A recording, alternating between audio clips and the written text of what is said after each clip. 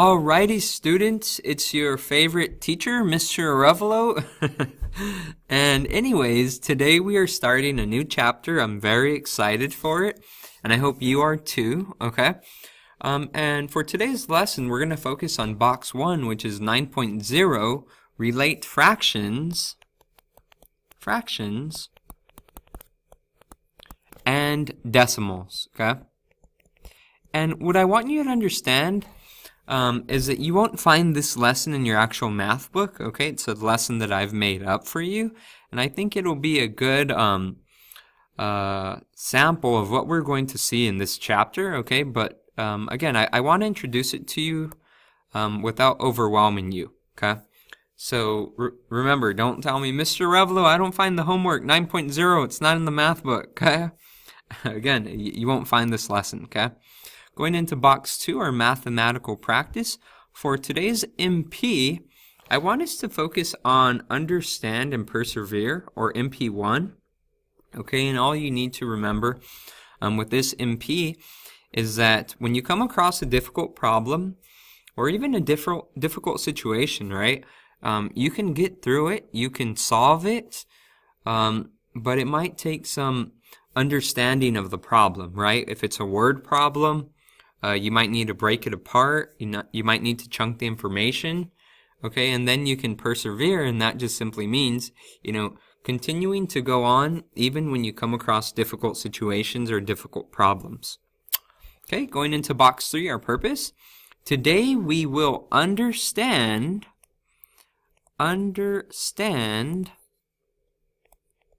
the relationship between fractions and decimals, okay? Alrighty, on the bow, you know what to do, starting in 3, 2, and today we will understand the relationship between fractions and decimals. Great job, class. Awesome, awesome, awesome. Going into box 4, our APK. Activating that prior knowledge, getting your brain ready for today's lesson. And today's APK problem, the instructions read as round to the nearest place value of the digit that is underlined. Mr. Arevalo, we didn't do this last lesson or even last chapter. I know, class, okay? But what I need you to understand is that just because we've done some problems in the past doesn't mean that those problems are going to stay in the past, right? When we take our end of the year state test, we're going to have a lot of those problems, okay? So again, just because we learned it in the past doesn't mean that we can forget about it. So anyways, if I'm looking at our first APK problem, it is 176,458. That is a number, right? But the digit that is underlined, right? The digit that is underlined is the 1. Okay, so if you recall, what I need to do is I need to look at the digit to the right, and if it is 5 or more, okay, then the 1 becomes a 2, it goes up by 1, and the rest of the digits after turn into zeros, right? So I should have gotten 200,000, okay, and we are rounding that to the 100,000s place, okay, because remember, this digit that's underlined right here is in the 100,000s place. Going on into our next number, I have 759,061. And again, the digit here that's underlined is in the hundreds place, and it is 0. So I need to look at the digit to the right, and that's a 6. So because that is a 6, the 0 goes up by 1, right? Okay, so it's 759, 1, and the rest of the digits after turn into zeros. So I should have gotten 759,100. And if you got both of those, I am very proud of you because we have not looked at those in a while, okay? So awesome job. And we do have some new vocabulary words, finally, right? Okay, and our vocabulary words, our first vocabulary word is going to be a decimal, okay? Decimal. And a decimal is a number, okay, a number that uses a decimal point, okay, and it looks like a period, but it's not a period, okay, it's a decimal point, and digits, and digits to represent tenths, hundredths, etc. So it can be thousandths, and so on, okay? For example, I want you to look at this chart right here, and I have 0.7, okay? So again, if I were to write that out of the chart, it would look exactly the same, all right? It would just be written as 0.7, okay? And so yeah, that's what we're going to be working on, okay? We're going to be working with decimals. And now what I want you to understand is a decimal point, okay? An actual decimal point. Oops, I went off the line a little bit, okay?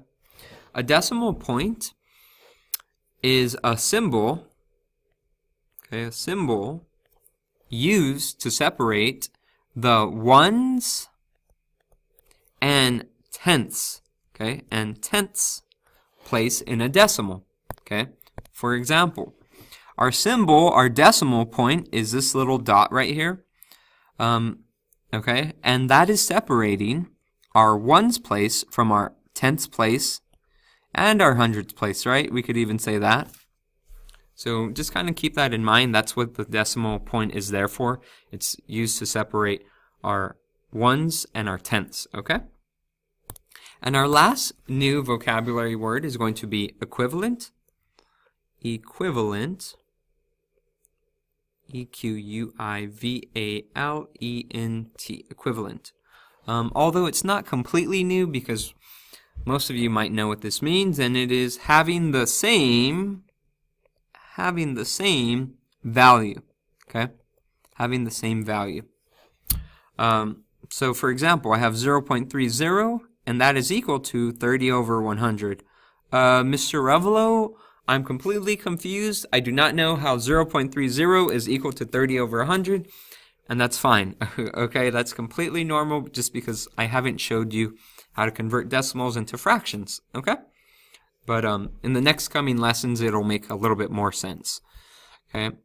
So now, let's go into our critical attribute, or the main component of today's lesson, which is box 6. Alrighty, so step 1 says, look at the denominator. So if I'm looking at the denominator, right, I have the fraction 2 tenths, and the denominator's 10. And then I have the fraction 20 100ths, and my denominator here is 100. Okay, and that's a pretty simple step, right? Just look at the denominator, okay? Now, step 2 says, if tenths, the decimal will only have one digit after the decimal point. So, for example, if I see 2 tenths, that tells me that I'm going to write a 0, which I have right here, okay? And then I'm going to put my decimal, which I have right here. And then the 2 comes from the top, right? That comes from the numerator. So that's how I get the 2 right here. So 0.2. Now step 3 says, if hundredths, the decimal will have 2 digits after the decimal point. So again, I would write 0, then my decimal point, so point. So now, this 20, right, or the 2 and the 0, are going to be right here and right here. And kind of keep in mind that what this means, okay, is that I have a ones place right here. This is ones. Then I have my decimal point that separates the ones and the tenths. Okay, I don't have enough room right here. And then lastly, over here, this 0, right, this 0 represents the hundredths, okay? Hundredths, kind of hard to write. H-U-N-D-R-E-D-T-H-S. And I ran out of room, okay? You don't have to write that. All you need to understand is that each digit represents a different place value, right? Just like a regular number, okay? But it's in decimal form, okay? So, anyways, and that's all for today's lesson, really, okay? Just kind of keep in mind, right? So again, let's go ahead and look at some of these sample problems, or example problems, I should say. So box 7 says, write the fraction as a decimal. Well, if I'm looking at my steps, step 1 says, look at the denominator. So my denominator is a 10. Now, step 2 says if tenths, the decimal will only have one digit after the decimal point. So I'm going to write 0, then my decimal point, okay, and then the 5 just comes right over here. So 0.5, okay. Does it have another 0 after? No, it does not, because we're working with tenths. So now going into my next example problem, I have 9 tenths, and again, I look at my denominator, that's a 10. So I'm going to write 0 point, right? Take my 9 over here and transfer it over here, 0.9, okay? Or 0 and 9 tenths, right? Alrighty. Okay, and that's pretty simple, right? Okay. Going into box 8, our non-example. Where's the mistake? So at this point, I want you to talk to your partner and try to figure out where's the mistake. The fraction that they started off with was 2 tenths, and they said that this is equal to 0.20. Alrighty. Okay, and I think that's enough time. Okay, and basically, the mistake is that they added another 0, okay? We are working with tenths, right? Step 1 says look at the denominator. And since we are working with tenths, I should have just written 0 point and then transferred the 2. But what they did was they added, right? They added another 0 that needs to be crossed out. It should just be written as 0.2. Okay? And if you and your partner were able to get that, great job, okay? Going into box 9, our critical attribute connection steps. So step 1, we're going to look at the denominator. Look at the denominator. Okay. Now step 2 says if tenths, the decimal will only have one digit after the decimal point. Okay. Alrighty, and our last step is if hundredths, right? Oops. If hundredths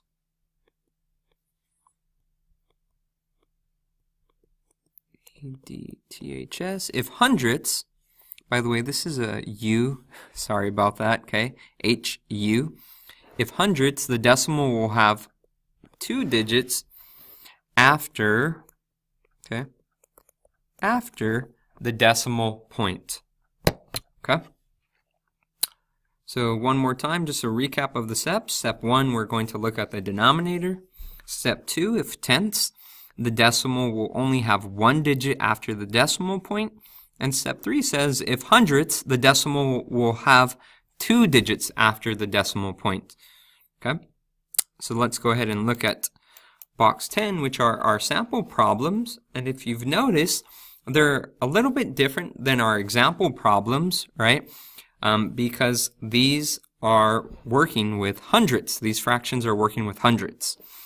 So the instructions read as write the fraction as a decimal. So the instructions are the same.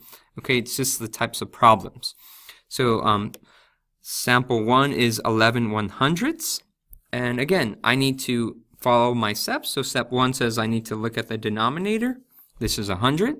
Step 2 says if tenths, but since we're not working with tenths, I can skip right to step 3. And step 3 says if hundredths, the decimal will have 2 digits after the decimal point.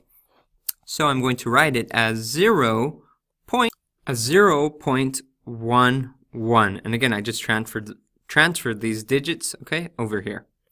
0.11. Okay, and hopefully you were able to get that. Let's look at our next sample problem. I have 48 100ths, okay? And again, this is the same exact thing. I look at my denominator, I'm working with hundredths, then I skip to step 3, which says if hundredths, the decimal will have 2 digits after the decimal point, and those 2 digits, right, 2 digits come from the top, from our numerator. So I'm going to write 0.48. And that's it, okay? All done, nice and easy. That's all she wrote.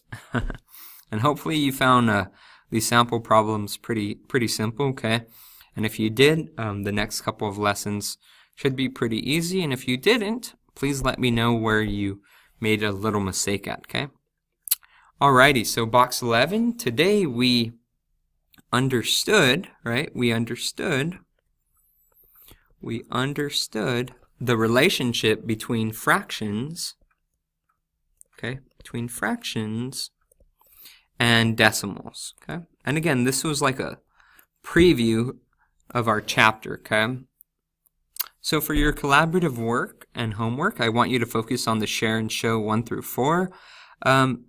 Actually, I'll be giving you a separate handout, okay, and it'll be 1 through 4. You can't find share and show problems, so let me just cross that out. Sorry about that little mistake. You'll still be doing 1 through 4, though, just on a separate sheet, okay? And for your homework, I want you to focus on 1 through 8. And again, this will be a handout that I give you.